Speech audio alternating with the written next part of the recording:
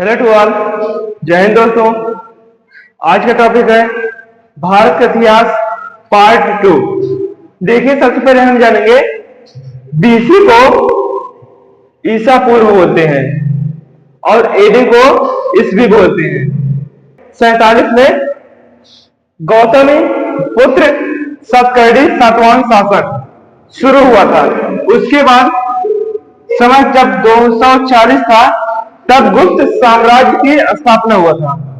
गुप्त साम्राज्य की स्थापना 240 ईस्वी में। उसके बाद 319 ईस्वी में चंद्रगुप्त प्रथम द्वारा गुप्त युग की शुरुआत हुआ था। गुप्त युग की शुरुआत कब हुआ था? 319 ईस्वी में। उसके बाद 319 ईस्वी से 334 ईस्वी तक क्या हुआ था? चंद्रगुप्त प्रथम का शासनकाल। चंद्रगुप्त प्रथम का शासनकाल कब हुआ था? 319 से 334 ईस्वी तक। उसके बाद 335 से 380 ईस्वी तक समुद्रगुप्त का शासनकाल। समुद्रगुप्त का शासनकाल 335 से 380 ईस्वी। उसके बाद 380 ईस्वी से 412 ईस्वी। 380 ईस्वी से 412 ईस्वी समुद्रगुप्त द्वितीय का शासनकाल। समुद्रगुप्त द्वितीय का शासनकाल। उसके बाद 450 ईस्वी गुप्त वंश का अंत हुआ था। गुप्त वंश का अंत कब हुआ था? 450 ईस्वी में। उसके बाद 606 से 647 ईस्वी तक इसकी अवधि क्या था? हर्षवर्धन, राजा हर्षवर्धन। उसके बाद 973 से 1190 मतलब 1990 सन कल्याणी के चालुक्य का शासन। कल्याणी के चालुक्य का शासन था। और 760 से 1142 760 से 1142 एडी को ईस्वी बोलते हैं। ये क्या है? पूर्वी भारत में पोलो का शासन। पूर्वी में भारत में पालो का शासन कब था? 760 से 1142। अगला है 788 ईस्वी। 788 ईस्वी में आदि शंकराचार्य का जन्म हुआ था। 985 से 1014 में राजा चोल का शासनकाल। 1000 से 1027 में गजनी के महमूद द्वारा भारत पर आक्रमण हुआ था। गजनी के द्वारा और गजनी के महमूद द्वारा भारत पर आक्रमण कब हुआ था? 1000 से 1027 के बीच। उसके बाद 1191 में क्या हुआ था? तराइन का प्रथम युद्ध। तराइन का प्रथम युद्ध कब हुआ था? 1191 में। किसके साथ? मोहम्मद गोरी और पृथ्वीराज तृतीय द्वारा। ठीक। उसके बाद 1192 में क्या हुआ था? तराइन का दूसरा युद्ध। किसके साथ? पृथ्वीराज तृतीय को और मोहम्मद गोरी को हराया था। उसके बाद कुतुबुद्दीन ऐबक का जन्म कब हुआ था? 1150 में। 1150 में कुतुबुद्दीन ऐबक का जन्म हुआ था। उसके बाद 1206 ईस्वी में कुतुबुद्दीन ऐबक द्वारा दिल्ली सल्तनत की स्थापना।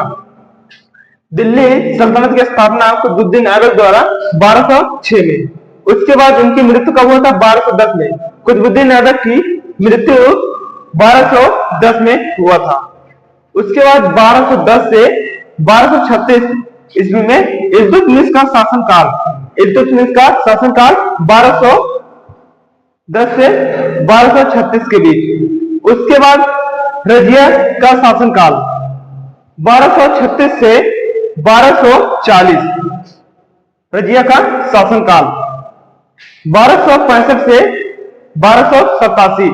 बलबन का शासनकाल। बलबन का शासनकाल 1265 से 1287। उसके बाद जलालुद्दीन का शासनकाल। जलालुद्दीन का शासनकाल 1290 से 1296। अगला है 1320 ईस्वी में क्या हुआ था? गैसुद्दीन तुगलक वंश की स्थापना। 1320 से 1325 ईस्वी गयासुद्दीन तुगलक का शासनकाल, स्थापना और शासनकाल अलग है। 1325 से 1351 मोहम्मद बिन तुगलक का शासनकाल।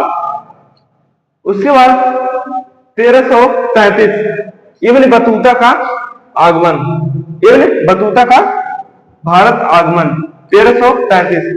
उसके बाद 1351 से 1388 फिरोज तुगलक का शासनकाल, फिरोज तुगलक का शासनकाल। उसके बाद 1394 से 1412 ईस्वी में नसीरुद्दीन महमूदी का शासनकाल। उसके बाद 1398 में तैमूर द्वारा दिल्ली पर आक्रमण। 1412 में तुगलक वंश की अंत हुआ था, तुगलक वंश का अंत 1412। उसके बाद 1414 से 1451 सैयद वंश का स्थापना, 1451 ईस्वी में लोधी वंश की स्थापना। आप लोग एक कमेंट में बताइएगा, ये जो 1451 में लोधी वंश का स्थापना हुआ था, लोधी वंश का शासक कौन था? लोधी वंश का शासक, लोधी वंश का शासक कौन था? प्लीज कमेंट में बताइएगा।